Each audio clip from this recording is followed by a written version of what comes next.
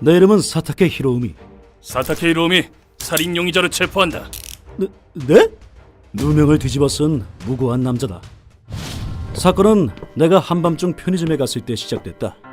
좋아, 집 가서 진저 하이볼 마셔야지. 요즘 즐겨 마시는 술을 사러 나갔다. 그리고 서둘러 집에 돌아가고 있는데 어둠 속에서 누군가 달려와 나랑 부딪혔다. 한마디 하려고 했지만 상대는 쏜살같이 도망가고 말았다. 사과도 없이 그냥 가네. 세상에는 별 사람이 다 있구나 싶었다. 그로부터 며칠이 지난 어느 날 이른 아침. 사타케 히로우미 씨 계십니까? 이 아침 대바람부터 뭐야? 갑자기 커다란 노크 소리와 함께 터무니없는 사태가 나에게 닥쳤다. 단잠을 깨운 불청객의 심기가 불편했지만 이렇게 이른 시간에 누구시죠? 이른 시간에 죄송합니다. 경찰입니다. 예? 갑자기 튀어나온 경찰 수첩에 불편함과 잠기운이 싹 가셨다. 대체 무슨 일이지? 목격자 증언을 얻으려는 건가? 사타케 히로우미 씨, 당신을 살인 용의자로 체포합니다. 네? 그러나 돌아온 건 전혀 상상치도 못한 대답이었다. 살인? 내가 왜? 머릿속에 의문이 떠오르는 가운데 잠깐만, 사타케 씨. 대체 무슨 일이야? 괜찮아. 살인 용의자가 된 것뿐이야. 뭐? 나는 경찰들에게 연행되고 말았다. 경찰차에 타기 전까진 너무나 혼란스러웠다. 그래도 마음이 좀 안정됐군. 하지만 차에 타자 조금씩 마음이 진정되는 걸 느꼈다.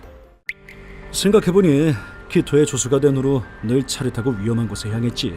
조금이란 무섭군. 왜 그러시죠? 아닙니다. 덕분에 차의 흔들림을 느끼자 조건 반사처럼 평정을 되찾게 된 것 같다. 그래, 지금까지의 고난을 생각하면 용의자가 된 건 그닥 큰 일이 아니다. 지금부터 취조를 시작하지. 질문에 정직하게 대답해. 취조라고 해도 대화에 불과해. 교섭이랑 똑같을 거야. 난 아무 죄도 없으니까 차분하게 가자. 내가 할 수 있는 말은 혐의를 부정하는 것뿐이다. 질문 전에 변호사를 불러도 될까요? 그래, 당번 변호사 제도를 쓸 건가? 네. 그리고 사건 설명도 해주세요. 무슨 일인지 전혀 모르겠습니다. 나는 우리 집 근처 학교에서 벌어진 살인사건의 용의자로 지목된 모양이었다.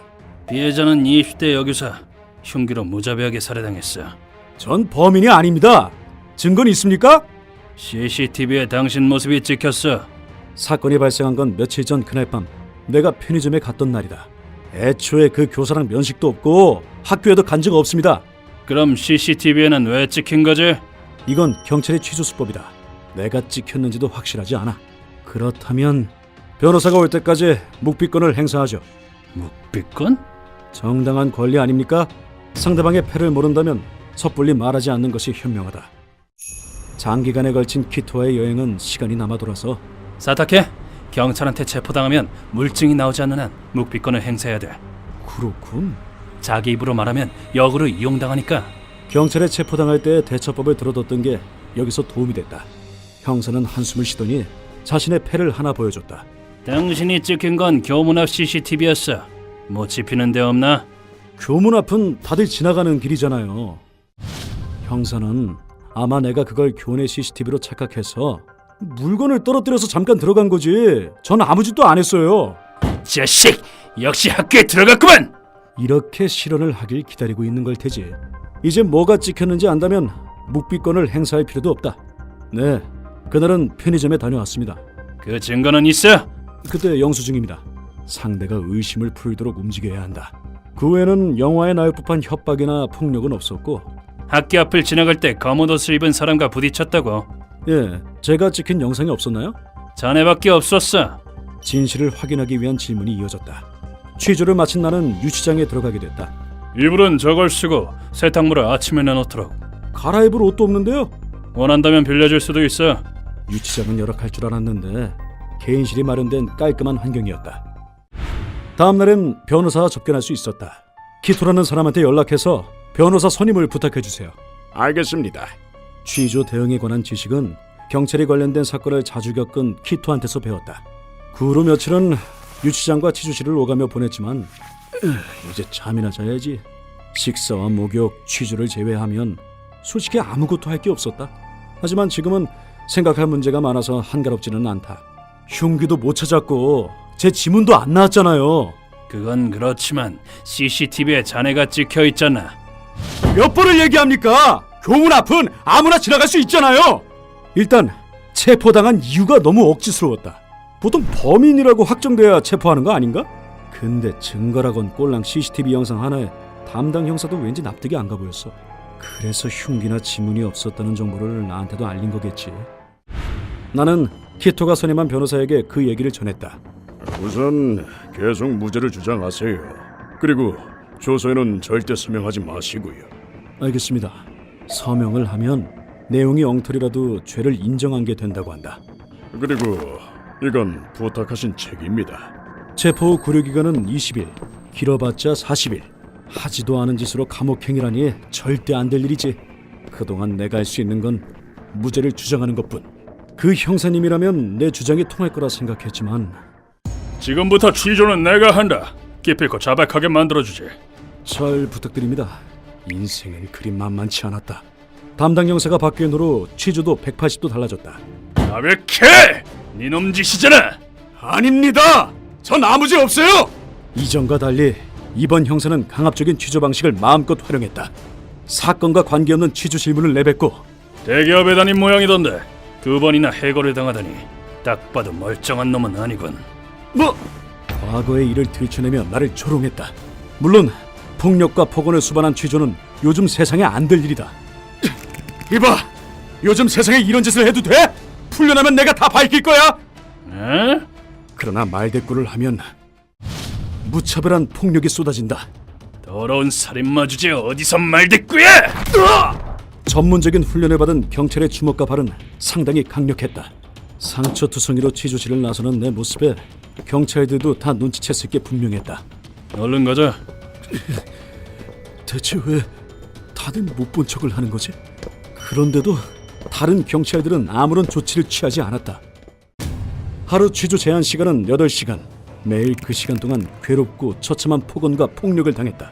자백하라고! 결국 4일 만에 나는 고열을 내며 알아누웠다. 하지만 나도 당하고만 있을 수는 없다. 변호사님, 여기요. 사다케 씨의 고통을 헛되이 하지 않겠습니다. 실은 변호사를 통해 키토가 몰래 초소형 녹음기를 준비해줬다. 이제 그만 자백해! 니놈이 한 짓이잖아! 아니라! 형사는 왠지 초조해 보였다. 얼른 여기다 사인하라고! 싫어! 이렇게까지 강압적으로 구는 이유가 대체 뭐지?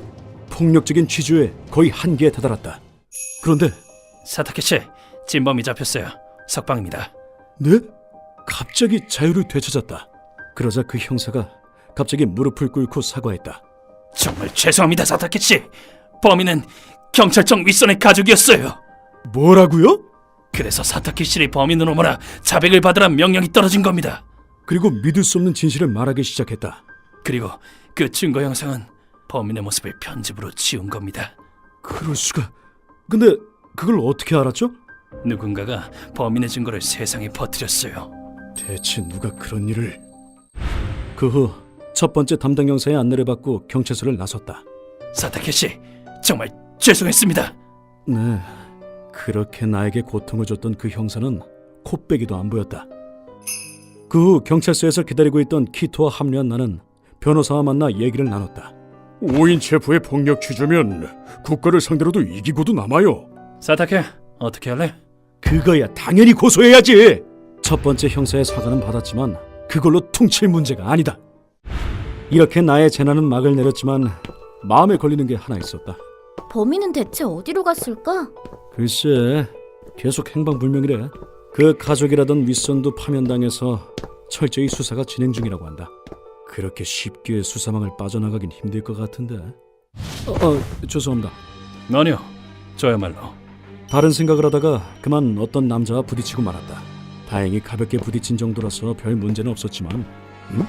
저 사람은 뭐지? 찻집 주인이라기엔 뭐랄까, 불곰처럼 위압감이 상당한데. 저 사람이랑 얽히면 큰일 날 것 같으니 괜히 생각하지 말자. 긁어부스럼 만들 필요는 없지. 히로우미, 왜 그래? 군자는 위험한 곳에 가지 않는다. 그게 현명한 삶의 방식이지. 휴먼버그 대학교에서는 인간이 버그를 일으켜버린 순간의 사건들을 여러분들에게 소개하고 있습니다. 예전 영상들도 꼭 한번 보시길.